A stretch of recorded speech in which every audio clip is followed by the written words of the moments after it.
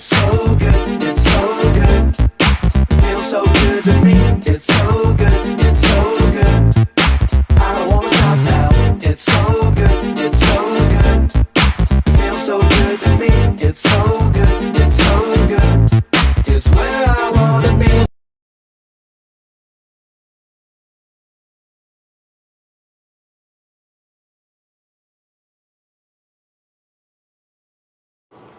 Ayan guys, for today's video, nagluluto po ako ngayon ng sinigang. So ito na, napakuluan ko na yung laman.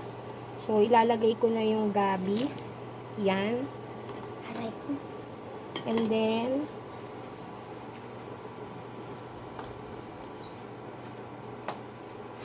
haluin po natin siya.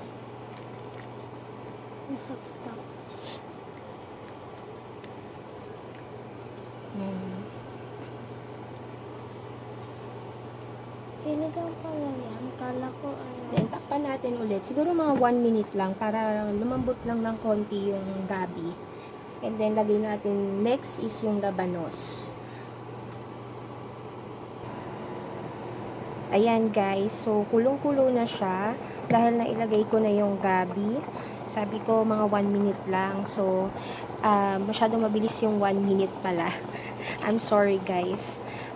Dapat kahit papano mga 3 minutes para kahit papano lumambot ng konti yung ating gabi.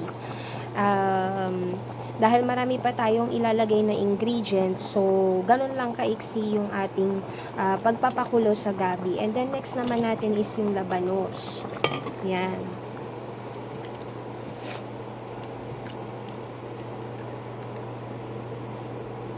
Dahil medyo matagal natin siyang pakukuluan para syempre yung karne din natin is mas ramdam natin yung lambot nito pag once na kinagat natin, hindi siya makunat.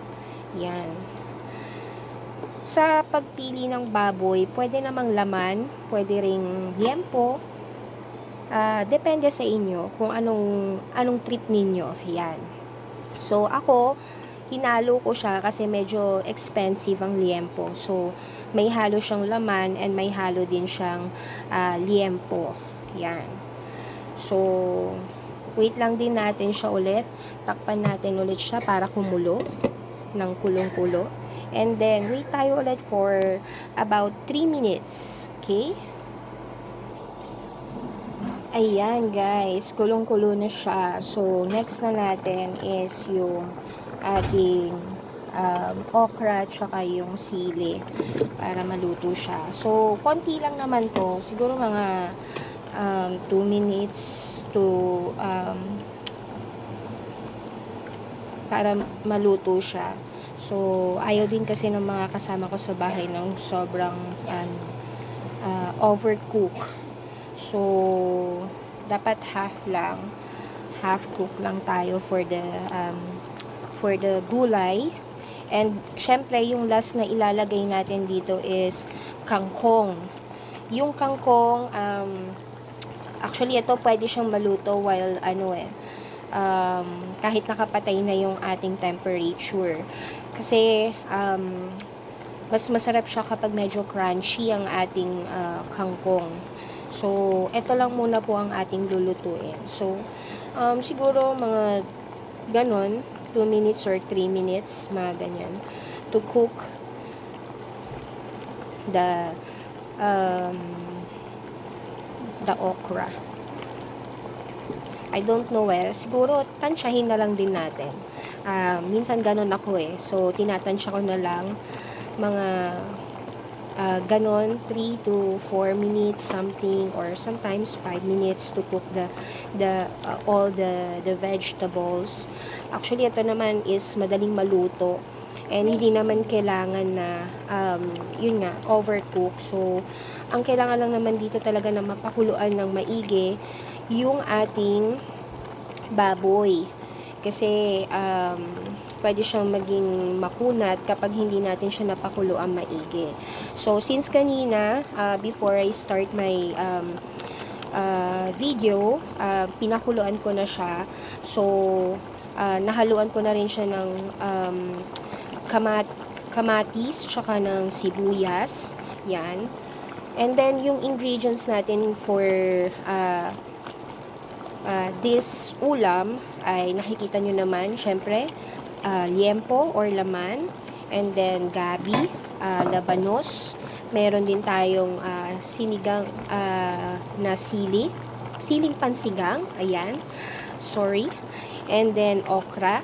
Actually, marami pa tayong, kung gusto nyo ng maraming sahog na gulay, pwede nyo pa siyang lagyan ng sitaw, yan. So, masarap to, guys. Then, sige, takpan natin. So, ayan, guys. Dahil kumulo na siya, syempre, ilalagay ko muna tong ating sinigang na Masarap po magluto si Mami. sampalok. Original po, para mas masarap siya. Yan.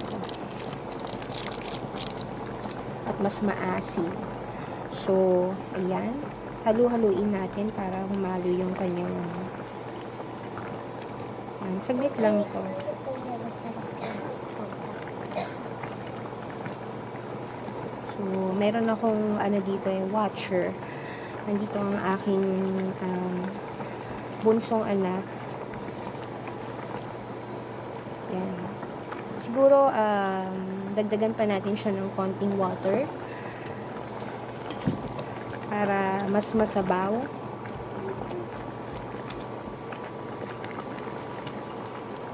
Yan. Actually, tama na to for our tingnan nyo, luto na siya, diba? For how many minutes? Sige, ibuhos na ang water. Konti lang, pakonti-konti. Yan. Hanggang sa natin. Sige, okay, pwede na siguro. Ilahat mo na lang. Ilahat mo na siya, bebe. So, yan. So, that's enough for the water. Kailangan hindi siya masyado ding baka kasi wala na maging lasa kapag once na hinano natin. So, next na natin ay ang ating Gulay. oh my god, there's a water. So, tabi natin. Sige, ako na lang. I'll put the gulay here. Yan. So, yan. Yan siya. So, i-dip na lang natin siya na maigi para maluto po siya. Yes. And then, syempre, takpan po natin for about 1 minute para maluto yung ating kangkong. So, yan. Ayan. So, may 1 minute na tayo. Tanggalin na natin. So, taste muna natin ha. Mukhang masarap siya. Let's taste it. So, Okay.